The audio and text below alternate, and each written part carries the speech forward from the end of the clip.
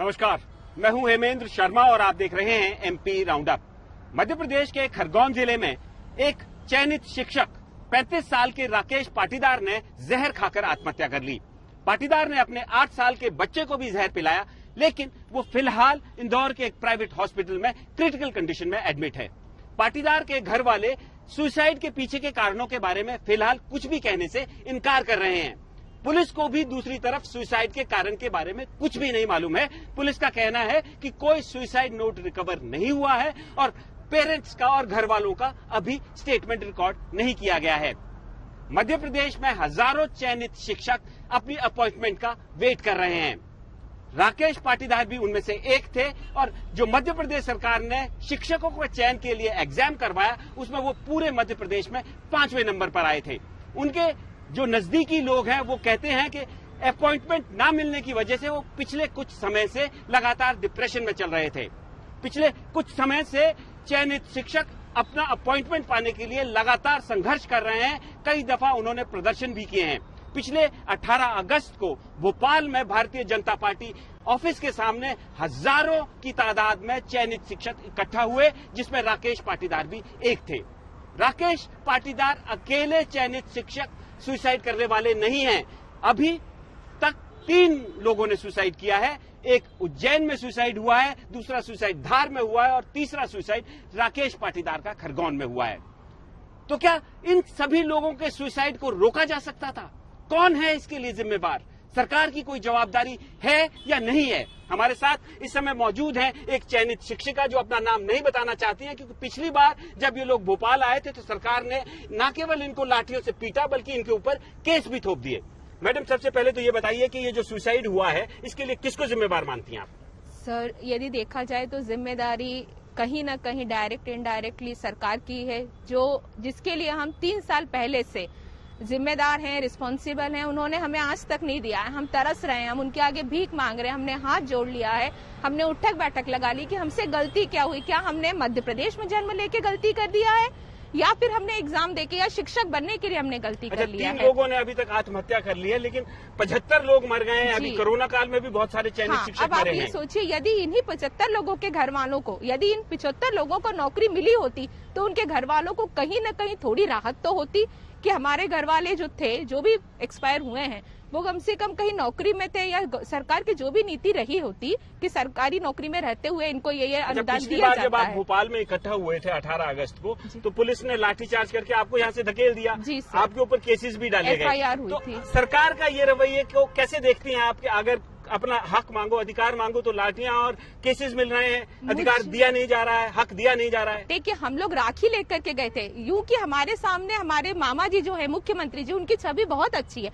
मैं खुद नहीं समझ पा रही हूँ कि पिछले ये 9-10 सालों में क्या हो गया है। नहीं तो उसके पहले भी जो सत्र रहा है मुख्यमंत्री का, वो नो डाउट बहुत ही अच्छा रहा है। तो इन सत्रों में ऐसी क्या प्रॉब्लम्स आई हैं कि हमारे मुख्यमंत्री हमें रोजगार नहीं दे पा रहे हैं? तो चयनित शिक्षक ये नहीं समझ पा रहे हैं कि सरकार की आखिर क्या मजबूरी है कि वो उन्हें अपॉइंटमेंट नहीं दे पा रही है। हम इन्हीं सवालों को, सारे शिक्षकों के सवालों को मध्य प्रदेश के स्कूल एजुकेशन मिनिस्टर तक ले जाने की कोशिश करेंगे, उनसे जवाब मांगने की कोशिश करेंगे। लेकिन उससे पहले एक नजर मध्य प्रदेश की बाकी अहम खबरों पर। भोपाल गैस त्रासदी की 5000 से ज्यादा विधवाओं की सरकार ने हर महीने 1000 रुपए मिलने वाली पेंशन गुरुवार को 20 महीने बाद फिर से शुरू कर दी। विधवाओं को मिलने वाली ये पेंशन दिसंबर 2020 में बंद कर दी गई थी। इस बीच विधवाओं ने कई प्रदर्शन किए, लेकिन सरकार हर बार सिर्फ आश्वासन देती रही। अब जो पेंशन दी जा रही है वो अप्रैल 2021 से ही दी जाएगी। जबलपुर में वायरल फीवर के बाद अब डेंगू हर आयु वर्ग के लोगों को अपनी चपेट में ले रहा है। जबलपुर में हजारों लोग वायरल फीवर के शिकार हो चुके हैं, जबकि डेंगू पीड़ित मरीजों की संख्या का आंकड़ा भी 500 से ऊपर जा चुका है। मंडला जिले की नैनपुर तहसील में पदस्थ पटवारी केशव ठाकुर को लोकायुक्त पुलिस ने गुरुवार को 5000 रुपए की रिश्वत लेते हुए रंगे हाथों पकड़ा। आरोपी पटवारी जमीन नामांतरण और ऋण पुस्तिका बनाने के नाम पर 5000 रुपए की रिश्वत की मांग कर रहा था। पीड़ित ने इसकी शिकायत जबलपुर लोकायुक्त में की थी। पटवारी के खिलाफ प्रिवेंशन ऑफ करप्शन एक्ट के तहत कार्रवाई की गई है। होशंगाबाद के सिवनी मालवा के भाजपा विधायक प्रेम शंकर वर्मा के विधायक प्रतिनिधि राजेंद्र कुमार साध ने अपने जन्मदिन पर सड़क पर अपने समर्थकों के साथ तलवार से केक काटा। इतना ही नहीं, नेताजी ने एक समर्थक से पिस्तौल मांगी और हवाई फायर का प्रयास किया। जब पिस्तौल से गोली नहीं चली तो समर्थक ने नेताजी से पिस्तौल लेकर दनादन फायर कर दिए। रात में सड़क पर मनाए गए जन्मदिन के वीडियो नेताजी ने खुद अपनी फेसबुक पर डाले। जब वीडियो वायरल हुआ और हंगामा मच गया तो जिले के एसपी ने मामले की जांच के आदेश दिए। ग्वालियर में शराब के नशे में एक महिला ने जमकर हंगामा किया। महिला दिल्ली की रहने वाली बताई जा रही है। पुलिस के मुताबिक महिला पेशे से मॉडल है और उसे हिरासत में ले लिया गया है। महिला दिल्ली से ग्वालियर क्यों आई थी, इसकी जांच भी की जा रही है।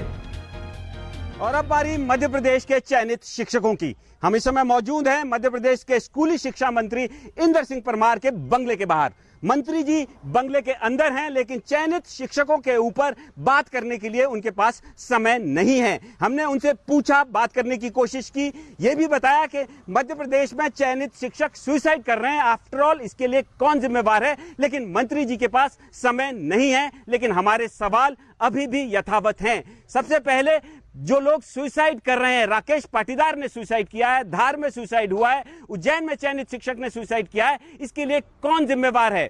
और यदि सरकार चयनित शिक्षकों को अपॉइंटमेंट नहीं दे सकती तो उनका एग्जाम आफ्टर ऑल क्यों करवाया गया? 3 साल पहले एग्जाम करवाया गया, 3 साल बाद अभी तक अपॉइंटमेंट लेटर नहीं दिया गया है। और इन सभी मामलों को लेकर के सरकार की आखिरकार कोई जवाबदारी है या नहीं? एमपी राउंड अप में आज सिर्फ इतना ही। कल फिर मुलाकात होगी, तब तक के लिए थैंक यू, गुड बाय।